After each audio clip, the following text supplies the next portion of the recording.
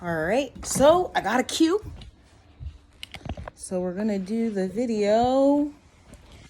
And actually, it was kind of hard to determine how I was gonna do it. Okay, because I didn't think I thought I was gonna type something out. All right, so I did actually start typing something out about this on March 12th. It looks like I never saved it. Okay, March 12th. It was gonna be entitled "Not All Men." And I did write something down, but we're actually going to read the text messages. All right. So in the last couple of weeks, I have been doing healing work in regards to my very first boyfriend ever. I used to hold this person in high regard, and the problem with the relationship was finally brought to the forefront for me. And it can be a very hard thing to view someone in a different light than what you once viewed them as. I would say all the time that was the best boyfriend I had, but it took me a couple of weeks to even get back to work. I felt some issues within my heart chakra. I was very triggered. One of my favorite apps is Pattern, the Pattern app. Check it out. It shows past life connections or the level of connection one will have with you. And this person and I was considered an epic connection. When I saw this, I was confused on how this first boyfriend of mine could be epic when I never felt the same way for him as I do my love, right? So I have finally come to the conclusion that it was epic because it was a catalyst. All right, and so what do I mean by that? Well, my very first boyfriend, our breakup is what led me into the arms of my eldest child's father. And you will find out why when I read these texts. All right, so to give you a little backstory on this, about 2 months ago, I asked to borrow $25.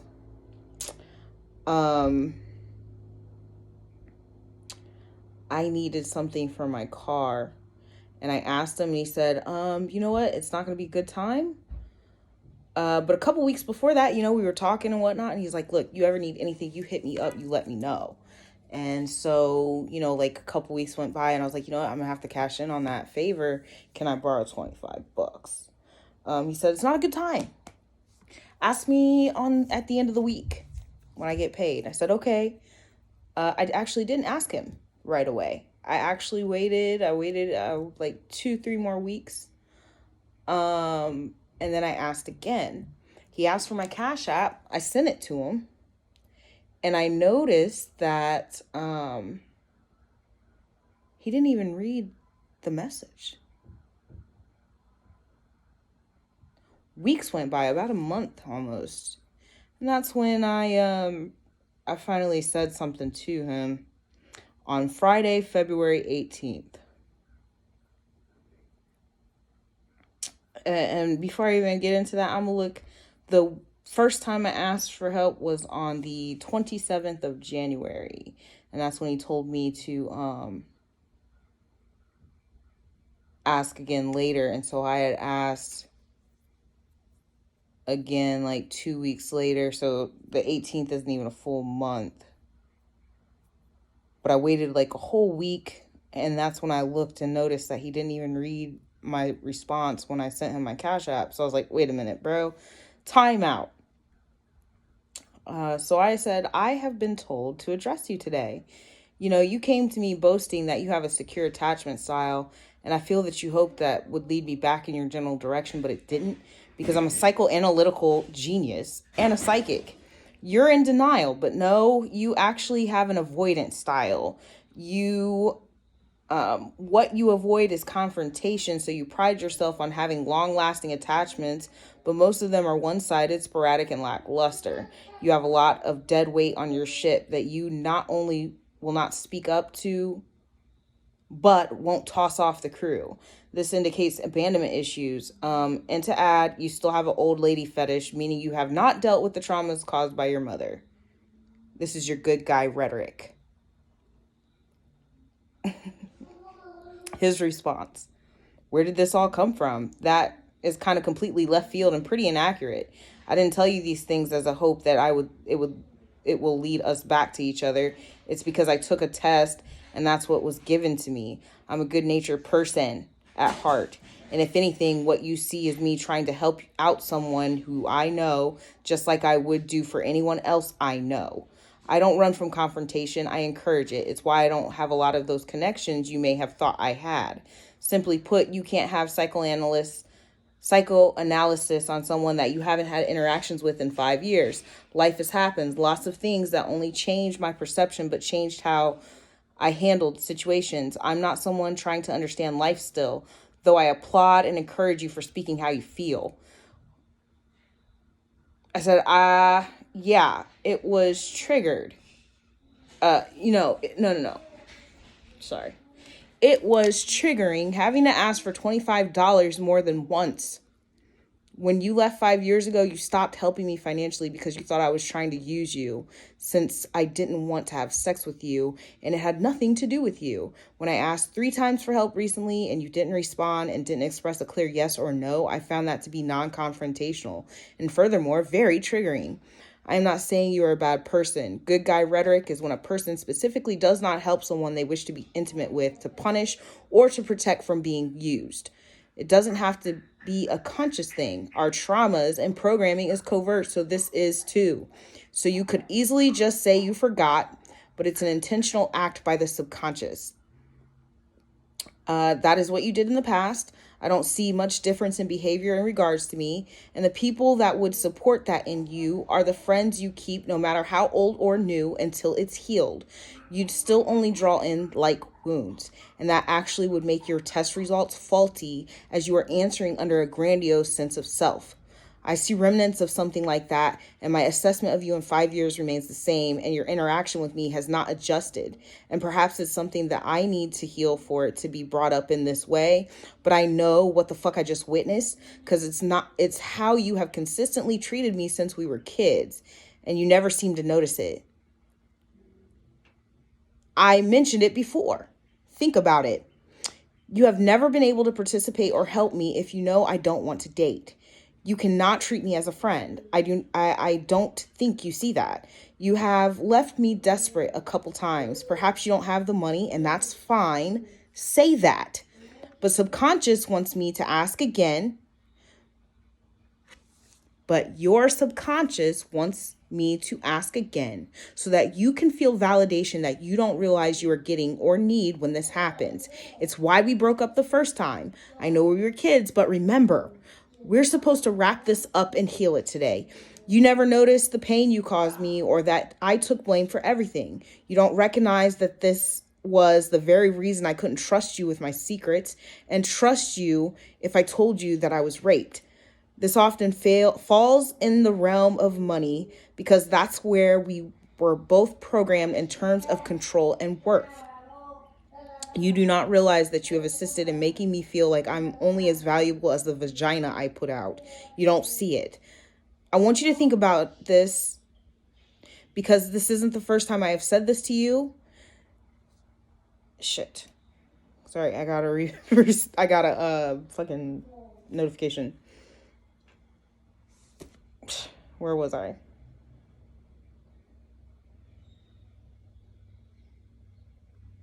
I want you to think about this because this isn't the first time I have said this to you. It's not, and I'm not trying to guilt you. This is what I was led to say, and it took so long for me to reply because I had to cry. It is something that I need to heal. That is how I feel about you. I've not been able to trust you to look out for me no matter what.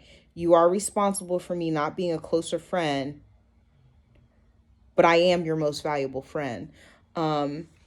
And just a little bit of backstory. If you remember in Emotional Rape and the BPD Part 2, I had mentioned that my daughter's father was assaulting me while I had a boyfriend. This is him.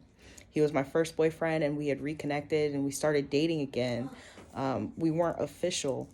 And when he started assaulting me again, Obviously, when you're being assaulted, one of two things is going to happen. You're either going to become hypersexual or you're going to become hyposexual. And so in this case, I became hyposexual. And I had told this man that I didn't want to have sex and I wanted to actually abstain for a couple years and just grow our friendship. He was living with me, and so I do understand that not being sexual when you're living with someone can be weird, but that was the point. I want to be friends with you. I want you to know me, and I was hoping that he would realize that something was wrong, but he didn't. And we'll eventually get to that in these texts. So his response, which note that there was foreshadowing. I told him he was going to tell me he didn't have the money, or he was going to tell me that he forgot. But either way, it would have been his subconscious that was controlling this behavior, for him to be indirect and have me begging for help. Okay, so here he goes. The $25 came at a bad time. It was something I forgot about given the circumstances of what I'm going through with my dad's death, even adding now I do understand that his father died. And we had talked about that and everything. He said he was cool with it. He was at peace with it. So to find him giving me the excuse that he was going through his father's death, these are all just excuses as to why he didn't even read my message. He asked for my Cash App and then I sent it to him and he didn't even read my message though. And to this day, he still has not read that message. That message is still sitting marked unseen. So, and that's not to say that I don't think that that might have played a role or anything like that, but it's about communication. You said you're my friend. You told me to ask if I need help, all that. So here we are. I didn't think about anything else outside of that, and I apologize for that lack of communication. Ashley, I want nothing than to be your friend because we are not good together. We view life, conflict, and the world very differently. Nothing has been sexual in nature, and it's because in order for me to heal from our relationship 5 years ago, I had to kill that side of me. Our relationship was the very last bit of the old me, flaws and all, that needed to be addressed and worked with before I could do anything. Me wanting to help you comes from a very real place, and it's something I did in the recent past. I've been trying very hard to be forthcoming and honest with you because you're right. I wasn't able to confront shit with you in the past. That's the main thing that I want you to understand. I don't want, need, or desire validation from any person breathing God's air. Anything done is strictly out of the goodness of my heart. Every intent is for the betterment of people that had access to me. You are one of the earliest people, so I've been trying to be a friend. If you need the $25, I'm at a better spot currently, both mentally and financially, to look out for you. But if you feel like it's for any other reason than kindness, it's not even worth it, to be honest. I don't want you thinking that I desire anything else than your well-being.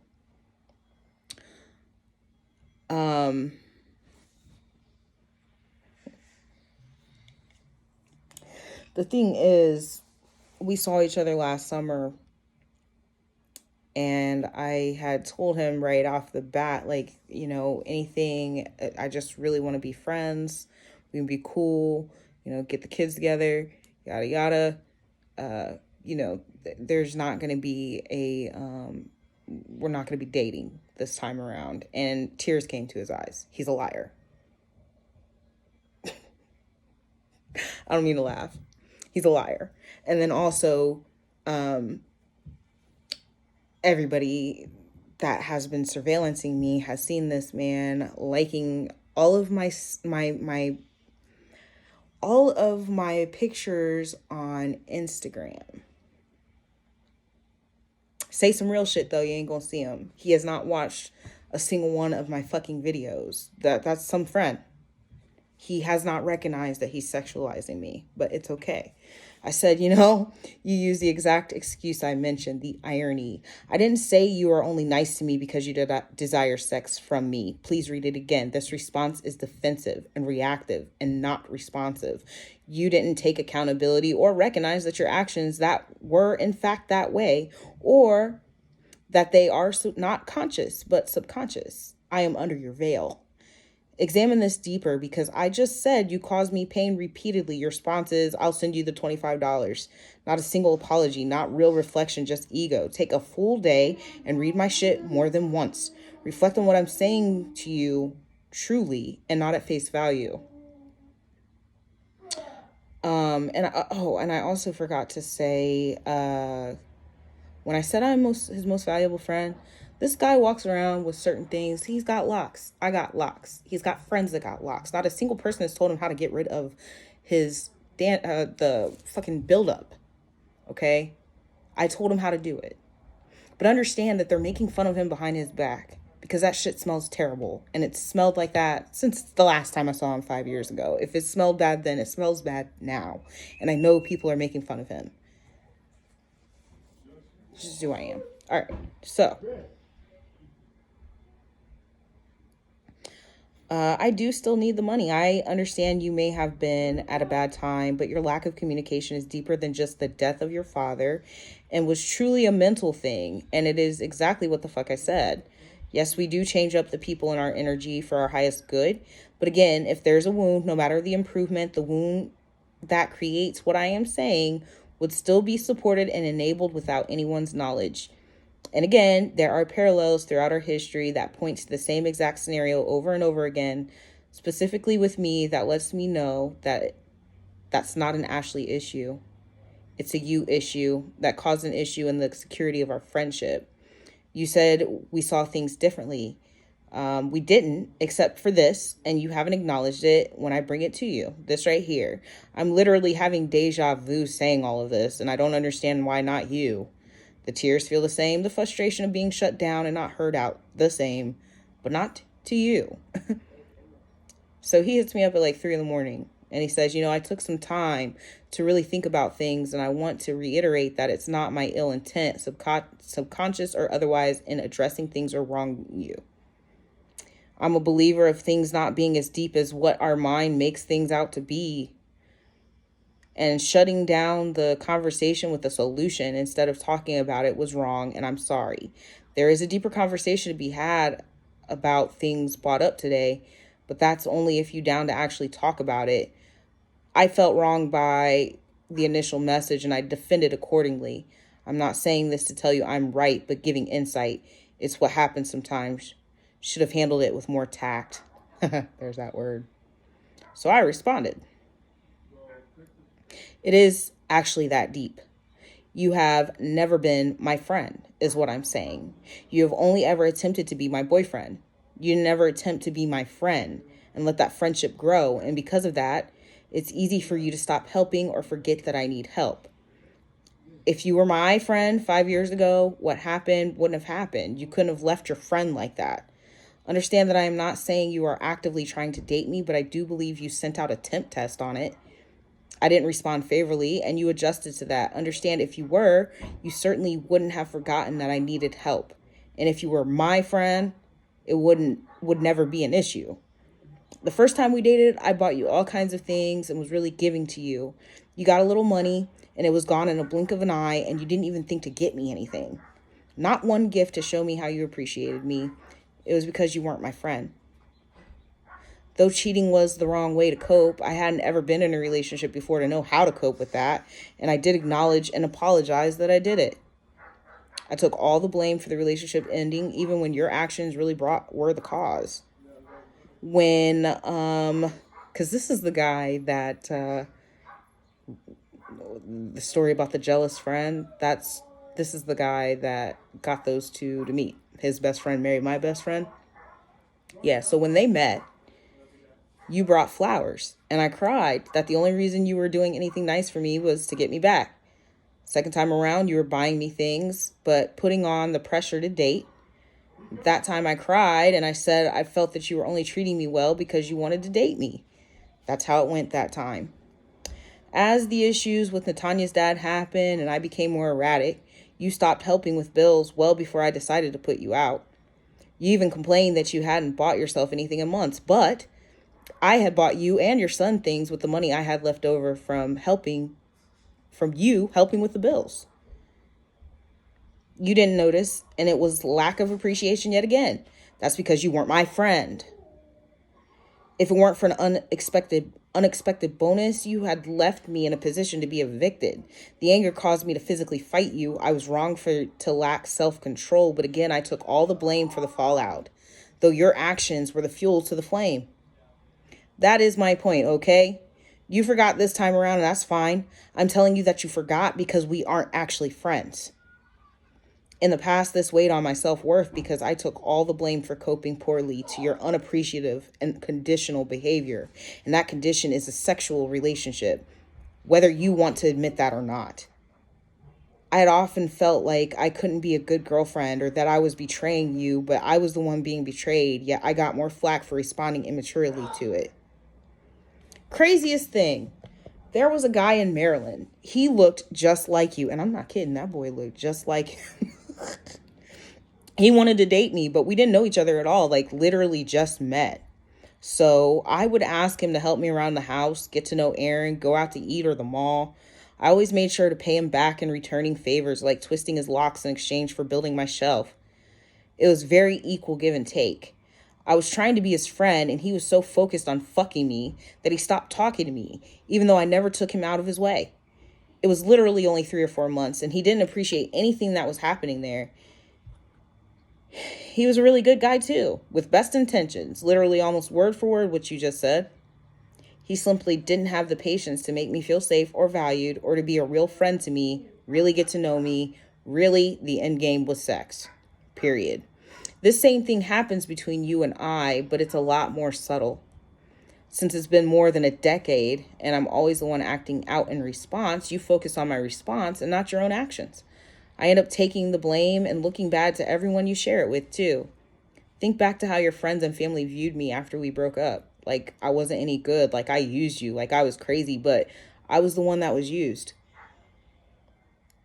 If you mention this discussion to anyone today, they would say, I don't know you. You're such a good person, that I'm toxic, and I'm just trying to tear you down. Did you tell someone about this discussion? What did they say? It can be hard to acknowledge something less than savory about yourself, and in these scenarios with you, I always took accountability and apologized. Furthermore, because you are adamant that you and I will not work as a couple and you do not want to get back together with me, it solidifies the objectification. It makes it even harder to be my friend. It also gives way to further deniability because, bitch, I said I don't want to date you, so how the fuck could I be objectifying you?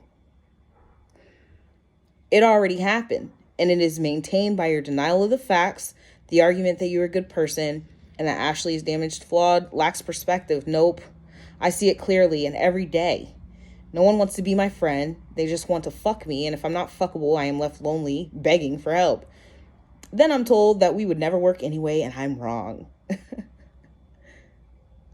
You said we wouldn't work. You say that has to do with us not having the same values, but we did, and we do. When we first reconnected, I mean, everything that we said, yeah, I agree. Yeah, I agree. Totally. Yeah, sure. So where is the only thing that we don't have in common is our level of wanting to fuck each other. This has been the issue. If after all this you still don't think you have done wrong, don't think you owe me any apologies, or don't think you have objectified me, fine. By speaking up, I found my own peace about it. Thank you for your time. And he ain't said shit. Oh, but he was still on my fucking Instagram though, so we handled that. Okay, so men, especially the men that I'm so single. I'm so single. Nobody wants me. I'm such a good man. Oh, it's because your relationships are conditional.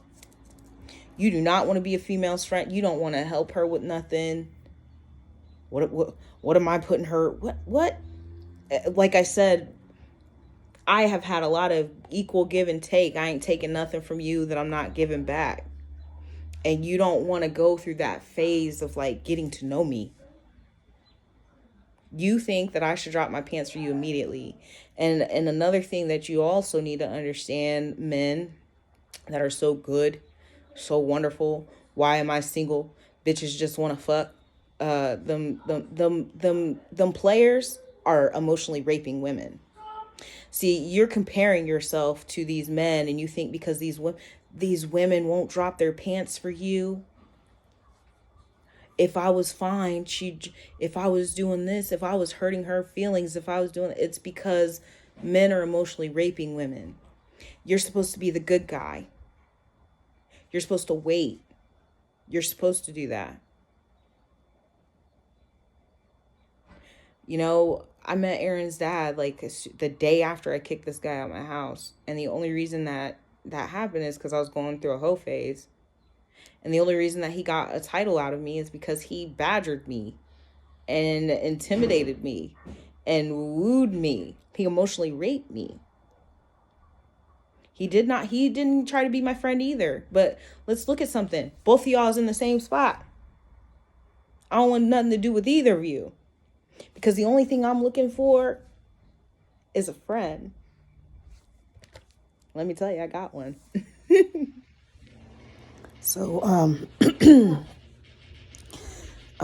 essentially, and I forgot to mention this, but essentially, the reason that this was so triggering, the reason that this was so hard for me to deal with is because this is what emotional rape looks like.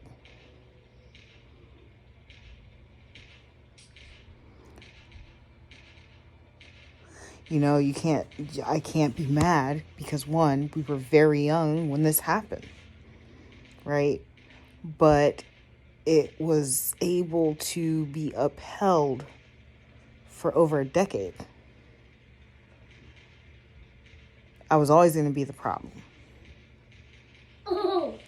And so, not all men, it is all of you. But you don't realize it because this is exactly what you do.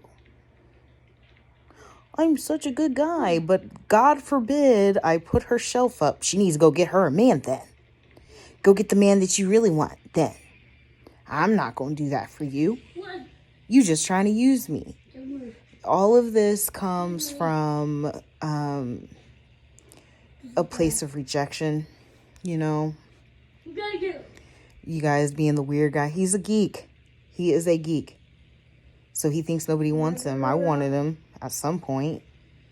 But just being constantly treated like nothing if I'm not giving up the pussy. You know? So that is what's going on in the dating world for some of them nerds and geeks and shit. Simps. This Jew. Then woe is me when you get taken advantage of. But when a woman comes in and she really wants to be your friend, you know, people will ask sometimes, like, well, how long did it take for him to get in your pants? The only reason he got in my pants is because emotional rape. You cannot compare that guy to you. That guy did it wrong. And you are too.